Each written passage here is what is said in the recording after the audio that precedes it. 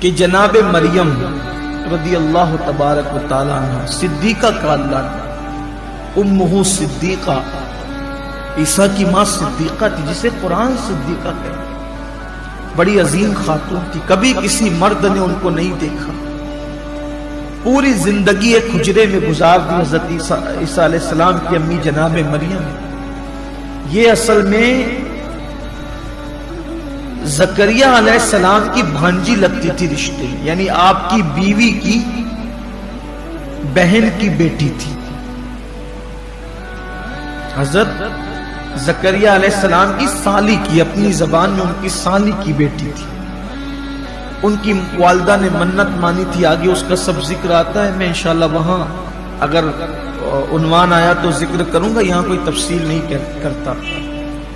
تو بہرحال پھر آپ کے حجرے میں جبریل علیہ السلام آئے اور آپ پر پھونک ماری، اور جبریل علیہ السلام کی پھونک سے اللہ نے کنواری بطول سے جناب مریم سے عیسیٰ علیہ السلام کو بغیر باپ کے پیدا کیا۔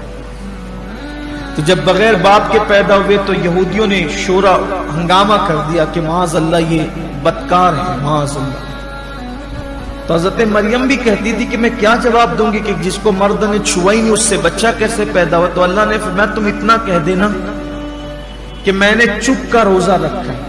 اس دور میں چپ کا روزہ رکھا جاتا کہ بولتے نہیں تھے، خاموشی کا روزہ۔ اب نہیں رکھ سکتے چپ کا روزہ، چپ کا روزہ رکھنا جائز نہیں ہمارے مذہب میں۔ اور میں نے چپ کا روزہ رکھا ہے، منت مانی کہ میں بولوں گی نہیں، یہ جو بولنا ہے یہ بچہ بولے گا۔ تو لوگوں نے کہا کہ یہ ہمیں بیوقوف بنا رہی ہے، بچہ کوئی بات کرے گا، یہ تو جھولے میں۔ تو حضرت عیسیٰ علیہ السلام نے کہا، پھر بولنا شروع کیا، جھولے سے بولنا شروع کیا۔ پھر عیسیٰ علیہ السلام جوان ہوئے۔ جوان ہونے کے بعد آپ نے نبوت کا اعلان تو جھولے سے ہی کر دیا تھا، لیکن پھر آپ نے لوگوں کو یہ بتایا کہ موسیٰ علیہ السلام جو شریعت لے کر آئے تھے اب وہ شریعت منسوخ ہو گئی ہے، اب اس کا قانون نہیں چلے گا۔ اب عیسیٰ علیہ السلام کہتے تھے جو میں نیا قانون نئی شریعت لے کر آیا ہوں اس کو فالو کرو، اس پر عمل کرو۔ تو یہودی آپ کے پیچھے پڑ گئے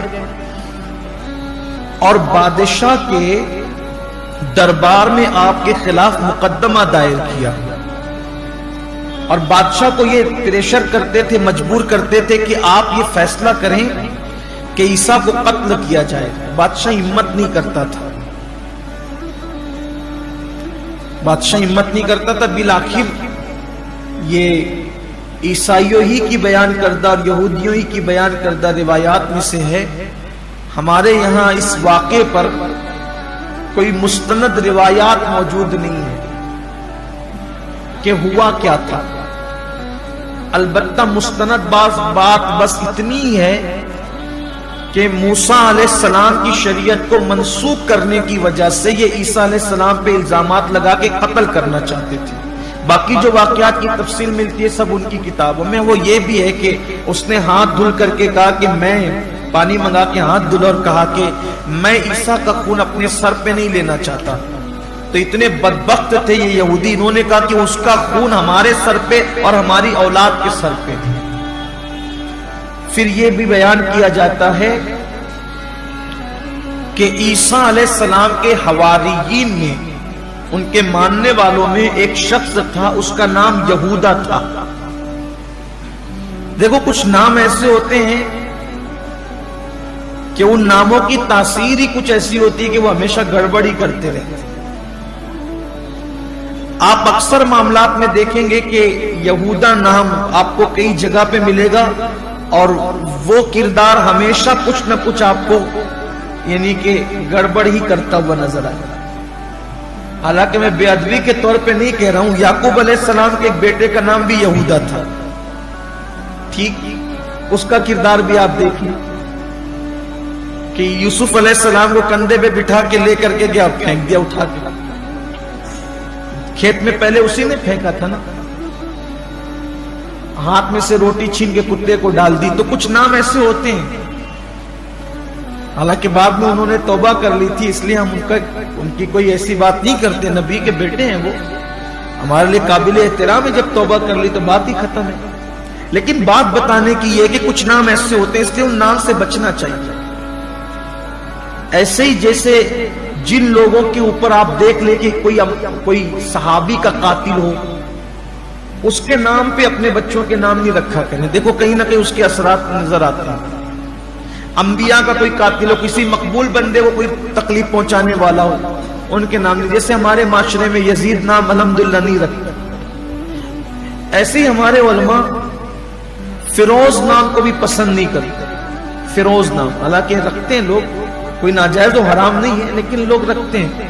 یہ فیروز جو تھا یہ حضرت عمر ابن خطاب کا قاتل تھا، ان کو شہید کیا تھا. اس نے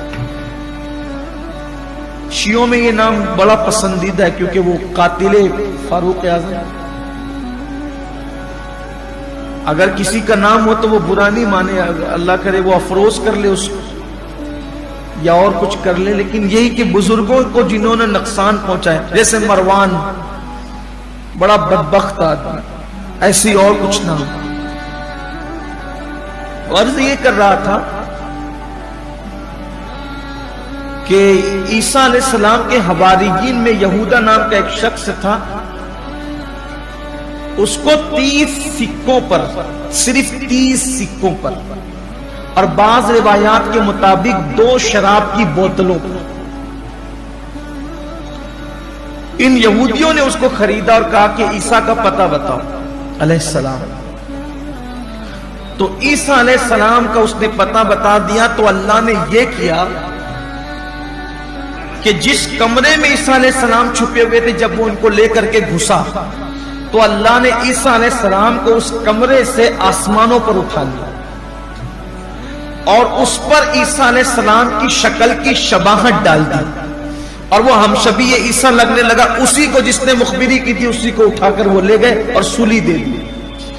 تو ان کو یہ لگتا ہے کہ ہم نے قتل کر دیا اور سولی دے دی. عیسائی بھی کہتے ہیں کہ ان کو سولی دی گئی، یہودی کہتے ہیں انہیں قتل کر دیا گیا. لیکن قرآن نے ان کی عظمت بیان فرمائی، کہا کہ نہ وہ قتل کیے گئے ہیں نہ وہ سولی دیے گئے ہیں، اللہ نے ان کو اوپر بلندی پر اٹھا لیا. یہ ہے. اب یہاں ایک اور بات، ہمارے یہاں صحیح احادیث اور صحیح روایات میں یہ بات تو ہے. قرآن جب کہہ چکا کہ انہیں بلندی کو اٹھا لے گا، نہ وہ قتل کیے شبے میں مبتلا ہیں، نہ قتل کیے گئے نہ سولی دیے گئے، ان کو شبہ ہے. یہ تو اب ان کا معاملہ ختم. ہمارے یہاں یہ ہے کہ وہ آسمانوں پر ہیں، حضور سے شب معراج ان کی ملاقات بھی صحیح احادیث میں ہے اور کئی احادیث میں ہے. پھر آقا علیہ السلام کی ایک حدیث ہے جو حضرت ابو ہریرہ سے مروی ہے کہ قیامت کے قریب حضرت عیسیٰ علیہ السلام دنیا میں تشریف لائیں گے. آپ کی آمد ہوگی، آپ آئیں گے، سلیب کو توڑیں گے. یہ جو ان کا مذہبی نشان ہے عیسائیوں کا، اس سلیب کو توڑیں گے، خنزیر کو قتل کریں گے، اور پھر اس دور کے اندر جو عیسائی ہوں گے وہ مصطفیٰ جان رحمت کا کلمہ پڑھ کے مسلمان ہو جائیں گے. اسی طریقے سے عیسیٰ علیہ السلام دجال کو بھی قتل کریں گے، دجال کا بھی خاتمہ فرمائیں گے. بلکہ آپ کی سانسوں کی برکت سے دجال ایسے پگھلے گا جیسے پانی میں نمک پگھلتا ہے. اور عیسیٰ علیہ السلام جب آئیں گے تو حضور علیہ السلام نے اتنی وہ حتمی بات فرمائی، ایسی غیب کی خبر دی، سبحان اللہ. فرمایا کہ دمشق کی جامع مسجد کے مشرقی مینارے پر حضرت عیسیٰ علیہ السلام کا نزول ہوگا، نزول عیسیٰ ہوگا. اور اس وقت ہوگا کہ فجر کی نماز کی تکبیر، فجر کی نماز کی اقامت ہو چکی ہوگی، فجر کی جماعت شروع ہونے والی ہوگی. امام مہدی فجر کی نماز کے مصلی پر ہوں گے اور نزول عیسیٰ ہوگا. اس شان سے کہ آپ کی زلفوں سے پانی کے قطرے ٹپک رہے ہوں گے، ایسا لگتا ہوگا جیسے ابھی غسل کر کے تشریف لائیں.